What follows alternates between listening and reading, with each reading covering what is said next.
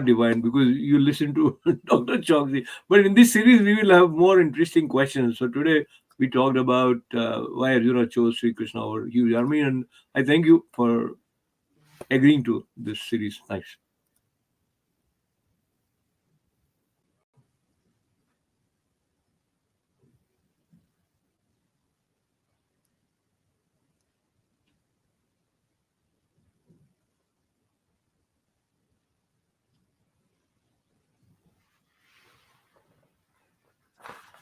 Namaskar. You see wonderful battlefield scene behind me, and now you also see in the frame Dr. Atul Choksi ji. Namaste, welcome. Yes.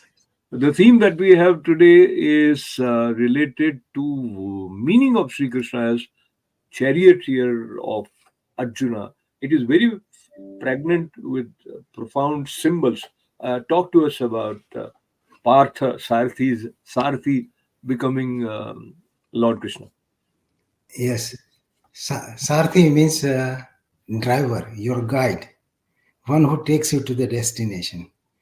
And here, Lord Krishna has become the charioteer of Arjuna. There is a very good analogy in Upanishads where it says this human body is a chariot itself. That is, it says, Atmanam Rathinam Vidhi. This Atma is the passenger. Atmanam Rathinam Vidhi. Sariram Rathamevatu. This body is a chariot. Buddhim tu sarthim Vidhi. Your charioteer is your intellect. Mana Pragama Evacha. And your mind are the reins which controls your chariot. Indriyani hayanahu. These five indriyas are your horses. Vishayanateshu gocharan. And they run towards the sense objects in the world. And from wherever they go, they get entangled and they enjoy the worldly thing. So this is the chariot. The passenger is Atman. God says, I have given you a golden chariot. And through this chariot, you are supposed to come back to me by making right choices. And to make right choices, you need a right intellect, means right driver.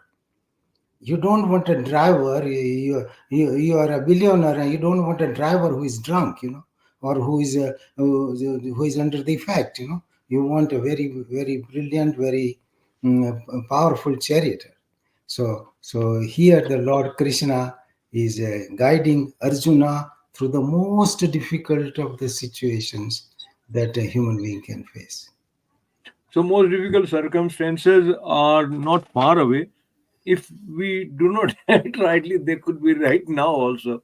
So how we Yes, make use of our senses is very very important. And you mentioned about Atman sitting as the yes, passenger. Uh, how to differentiate the two? Most of the time, we are considering ourselves identified with sense because the pleasure seeking also is happening through senses. yes. So that's why we always request God to give the right intellect, because the same Mahabharat war is happening now. If our intellect is contaminated and very selfish and very with a lot of negative things, you will make wrong choices. So these wars that you see, Ukraine war or whatever war you take, or Hamas war and other things, they are the outcome of perverted intellect. So that we have become extremely selfish. We are only concerned about our own interest. We don't care about interest of the others, and we are ready to take any steps necessary to to take care of our own selfish interest. And that's why that's not a right choice. The choices we are making, we see that millions of people are becoming homeless, getting killed. For what? That is for selfish interest. Whatever the party is there, no. We are not in politics, but we are making wrong choices every time. That's why there are unending wars here and there always, and the cause of that is the selfishness, selfish motive, and tremendous ego and arrogance. So how to overcome that? This is a tall order, actually.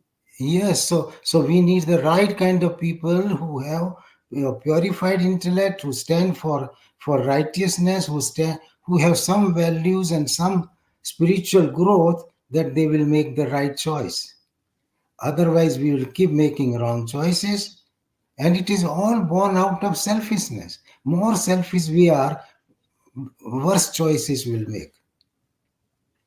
Very, very, very well said. And now, while we are on the threshold of making crucial decisions in our lives, wherever we are, so the point that I gather from you is not only Arjuna is in us, Lord Krishna is also in us.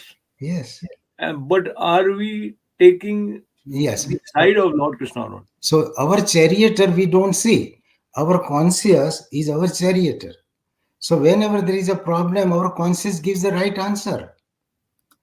But we subdue that answer. There is a beautiful sloka in Bhagavad Gita. Updrasta anumanta cha bharta bhokta maheshwara parmatme cha piyuktam dehe asmin purusha para. 13th chapter.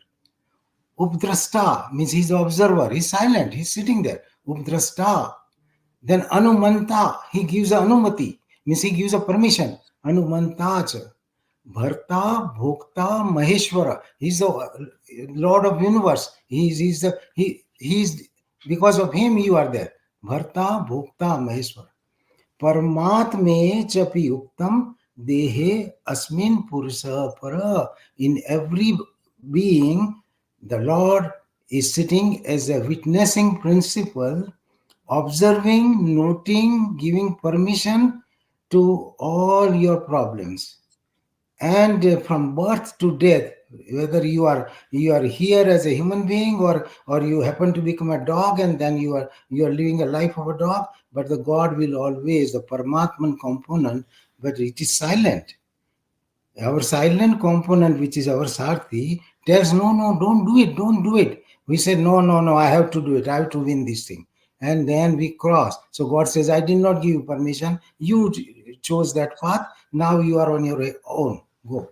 So let us not be on our own in that sense, where we lose out on the blissful nature that is bestowed upon us by virtue of being human beings. And Atulji, thank you very much. This is just a kind of very quick Questions? reference directions. But it's clear, right? That he is the charioteer inside. He is telling you without your asking. He said, don't do it, don't do it. Even a thief goes at night, as God says, don't do it, don't do it, don't do it, don't kill that lady, don't steal. And still he goes and does it. So, So let us listen to the Lord within, and we are listening to you also, Atulji. We'll see you soon next session. Thank you. Bye.